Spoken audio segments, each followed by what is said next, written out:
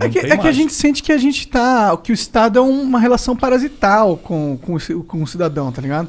Não parece que o Estado tá pra me ajudar, parece que ele tá pra me fuder a todo momento. Tipo, quando eu era jovem, meus pais pagaram escola pública, pagaram escola particular, sempre hospitais particulares. Tipo, o Estado nunca me ajudou em nada, entendeu? E aí agora, que depois, por um milagre, eu comecei a ganhar dinheiro, eu tenho que, pegar grande parte da minha grana e dar pra um cara que nunca me ajudou, tá ligado? Isso é devastador, você tem absoluta razão. E assim, o diagnóstico é esse. E aqui no Brasil tem um problema adicional, é que quem normalmente reflete sobre isso, criticamente, e idealiza soluções, ainda que sofra muito, historicamente, é a esquerda. Não porque a esquerda tem uma valoração, como eu acho, pela mera ética de ser solidário. Né? Eu me incomodo de ser feliz se o meu comunitário tá numa situação de... Tá aí, agora parceiro, eu não aguento ver. Sabe, um frio desse. Lá em Fortaleza é 28 graus o ano inteiro. Mas, você andar em São Paulo, o lugar mais rico da América Latina, e ver essas milhares de pessoas com frio, dormindo nessa noite aqui embaixo de viaduto.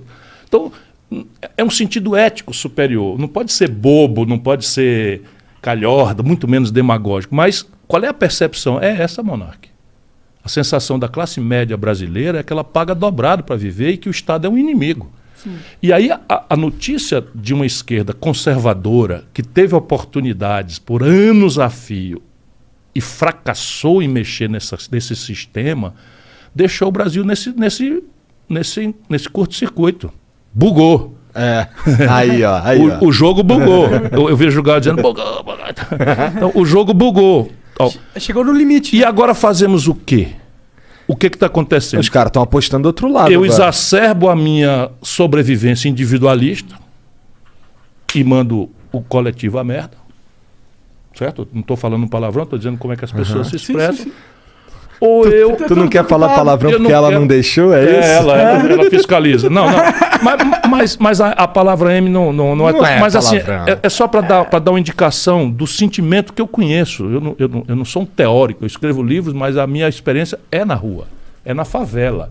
Percebe? Eu ganhei o Prêmio Mundial de Combate à Mortalidade Infantil por uma política que nós fizemos no Ceará. Começou com o meu antecessor, Tasso Gereissati, que foi muita gente pegando junto. Isso, ninguém faz nada sério sozinho. Mas quem foi receber em nome do povo do Ceará fui eu, no plenário das Nações Unidas. Da hora, né? Porra. Ali, eu tô com essa foto, assim, só eu tenho esse título e tal. Morre, né? Se morda de inveja. Maneira. Enfim, qual que é o nome do título mesmo? O prêmio chama Maurice Paté. Maurice Paté. É da Unicef, que anotou no Ceará a melhor experiência de combate à mortalidade infantil no mundo. Que foda, naquele período. E qual que é a mágica do Ceará, então, que vocês conseguem ter uma... Mas é um pouco... A minha crença, e eu cito o Ceará com muito medo das pessoas, amanhã vão lá no Ceará, é um estado muito pobre, cheio de contradições, com todos os problemas que o Brasil tem. Apenas lá a política tomou uma centralidade e há um projeto sendo executado e tem resultados concretos. Pode discutir comigo em qualquer ângulo que você... Economia, emprego, renda. A cidade de Fortaleza passou a ser o maior PIB entre as capitais do Nordeste. Imagina, passamos Salvador e Recife, isso não estava no nosso universo de sonhos há 25 anos atrás e estamos indo. Porque essa é a questão, o exemplo. Então, a ideia e o exemplo, né, é que pode adquirir uma militância. E é por esse conjunto de valores que eu estou me movimentando. Então, diante disso, o que fazer? Ora, eu não posso abordar a população com um sonho populista, né, demagógico, mentiroso, superficial, porque eu sou muito esperto, e isso é, infelizmente, a realidade média dos políticos brasileiros, e sei que há uma dificuldade enorme na maioria da população de entender mesmo essas tramas de dinheiro, de imposto, de tal. Até porque é complexo pra caralho, né? Menos do que supõe. Veja bem. Se você for ver a lei, ler a lei é feita pra ser... Essa é de propósito. Então. Mas não precisa ser assim. Não precisa, tinha que ter uma lei assim, todas as leis devem ser escritas de forma que uma criança de 10 anos consiga ler. Uma lei universal, assim, sabe? Todo ato de posse que tomei, eu fiz uma coisa nessa direção, mas essa é melhor ainda. Eu botei lá todos os atos, foi o único ato que eu pratiquei no primeiro dia de ser prefeito, primeiro dia de ser governador, primeiro dia de ser ministro. Todos os atos que eu for assinar estarão obrigatoriamente só serão válidos se estiverem motivados. O que é que eu queria? Eu queria que, assim, cada lei que eu dissesse, cada regra, eu dizia, tenho que dizer por isso, por isso, por isso, por isso. Motivação, que é um pouco essa direção aí.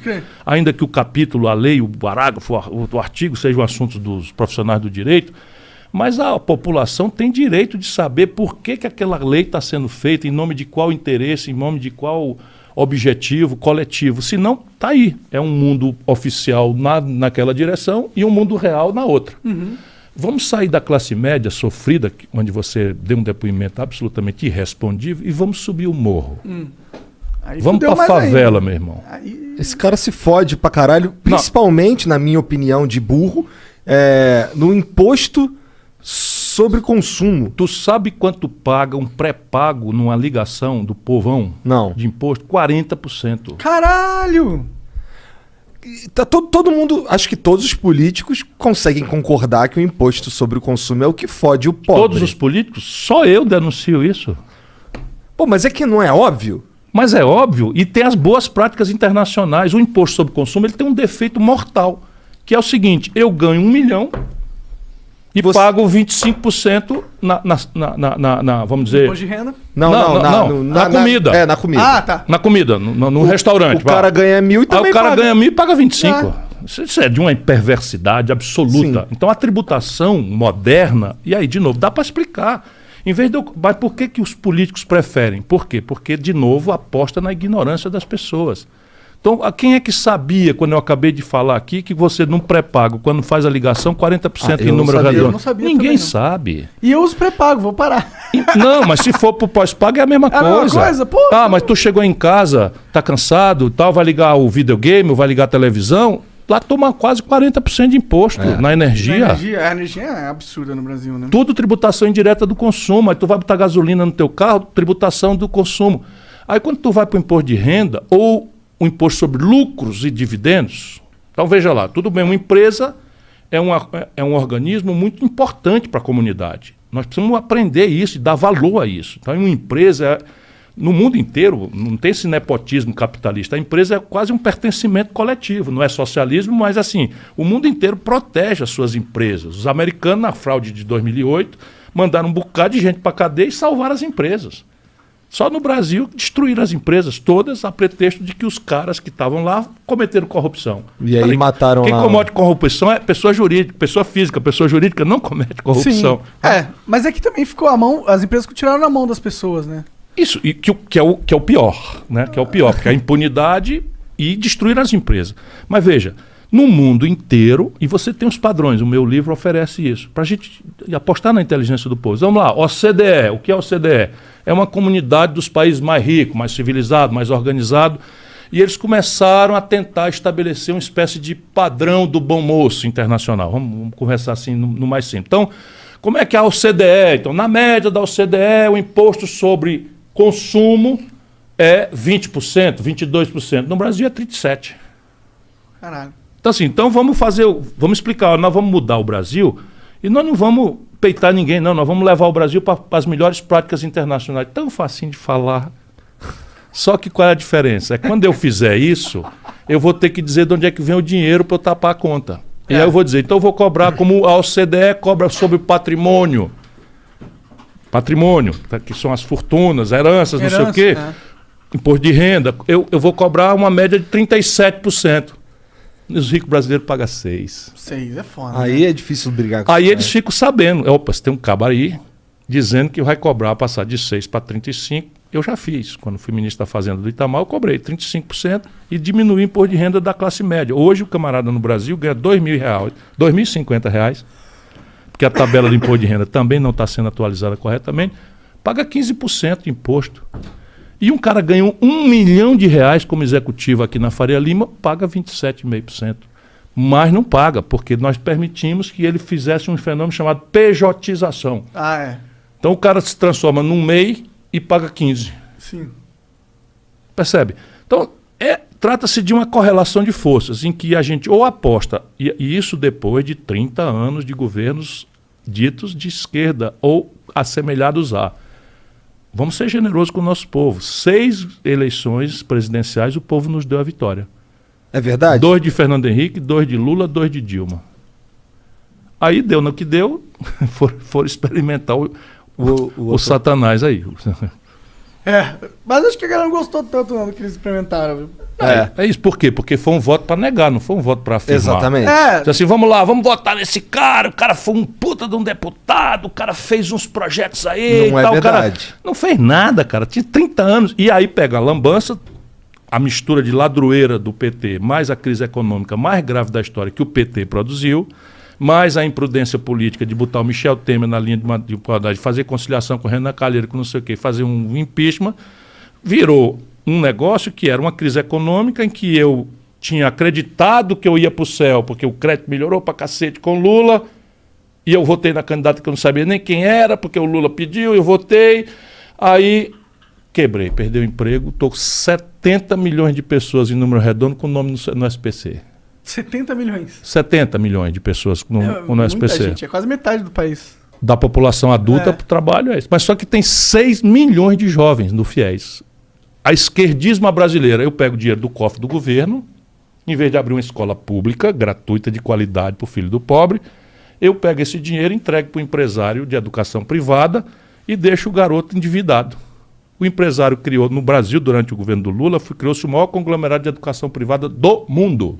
Não é nem na Alemanha, nem na Itália, nem nos Estados Unidos, é no Brasil. Tudo com dinheiro público. E o garoto não tem como emprego, sabe, no Brasil, de cada 100 garotos de 18 a 25 anos, 32 estão desempregados. Não tem como pagar. Aí estão com o nome sujo no SPC no começo da vida. Logo de cara, primeira coisa. Para começar, então veja. Isso aconteceu muito nos Estados Unidos também, né? Muito gravemente. Porque nós estamos... A gente está copiando eles. Nós estamos imitando os americanos nas piores coisas.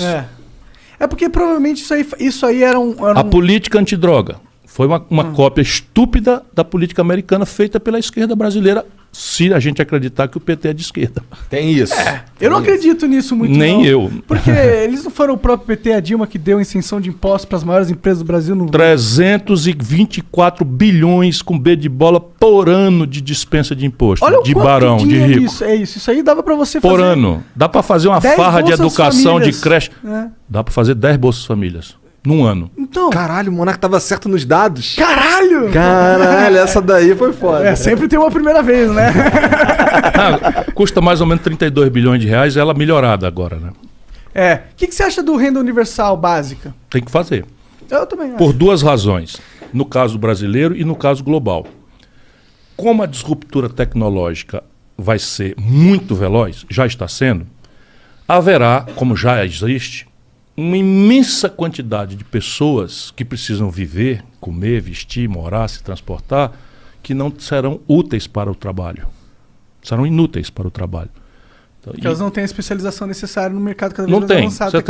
São coisas básicas que você começa a ver em Fortaleza, uma cidade que ainda é periférica do desenvolvimento industrial do mundo. Mas lá é o seguinte, tem uma rua de confecções, de moda e tal, e aí tem lá, precisa-se de costureira que manipule um overlock, que é a sucessora tecnológica da máquina de costura, que a gente conhecia. E na porta tem 50 mulheres desempregadas. E a placa não vai ser atendida. O que nós temos que fazer então é dar renda básica de cidadania, fazer uma homenagem ao senador Suplicy, que luta por isso a vida inteira. Hoje nosso vereador, né, vai um abraço para ele, que é um petista decente, existem. Esse é um petista verdadeiro, coerente, né? Por isso sofreu todo tipo de discriminação, é considerado meio café com leite dentro do PT pragmático, que conhece PT tudo. Corrupto, pragmático. O PT que gosta do negócio, isso aí tem muito, e dominou, infelizmente, eu conheço bastante bem de perto. E essa é a tragédia, porque o pensamento progressista brasileiro é identificado com o PT. É o principal partido, tem uma relevância. Mas eles pegam essa praxa para eles, né? Pegam e satanizam os outros. Se você faz amiguinho deles, você é um cara muito legal. Se você não é amiguinho deles e fala só verdades, afinal de contas, o Palocci do que era? Braço direito do Lula, fundador do PT. Isso é um negócio de doido. Eu li hoje a carta de desfiliação do Palocci no PT, aquilo na televisão logo mais vai mostrar muito bem as coisas, como se o povo já não tivesse visto. 70% do nosso povo, São Paulo, Rio, Minas, Sul, votou no Bolsonaro. E agora nós vamos chamar 70% dos nossos irmãos de gado, de fascista. Paciência. Eu estou fora, eu estou noutra. Eu quero me reconciliar. Quer dizer, olha, eu entendo vocês, embora eu queira dizer que foi um erro. Quer dizer, não adianta votar para negar o outro. E agora todo mundo votar no Lula de volta porque o Bolsonaro foi um desastre. Espera aí um pouquinho, nós vamos parar onde? Eu confesso que esse segundo turno tá muito macabro para mim. Ah, mas não dá. Se for Lula e Bolsonaro novamente, sabe aquela história de você desistir da política? Sim. Você acaba desistindo, você fala, mano, olha as opções que os caras me dão. Quem que vai pôr no meu cu? É isso que eu tenho que escolher. Sim, mas não vamos, né? Não vamos. Por que não vamos ensinar para a juventude brasileira a ser pragmática? Sabe? Não, tem que fazer acordo com a bandidagem, com um projeto de economia desastrado, porque o pior é o outro. Olha que é isso. Espera um pouquinho, vamos abrir o jogo. Abre o olho, abre a cabeça. Eu acho que as pessoas elas precisam começar a votar. Você tem razão, mas o que eu quero dizer assim, tem aqui um projeto. Eu vou votar nesse projeto. Eu não vou votar nesse cara. Eu não vou votar naquele cara. Eu vou votar naquele projeto ali que eu prefiro. Até porque se você vota no projeto, você coloca milhões de pessoas apoiando isso, o projeto ganha força, não o político. Ganhei minha noite. Tchau, muito obrigado a vocês. Pô, mas é isso. O mundo inteiro procura fazer isso, porque nada sério vem de uma pessoa.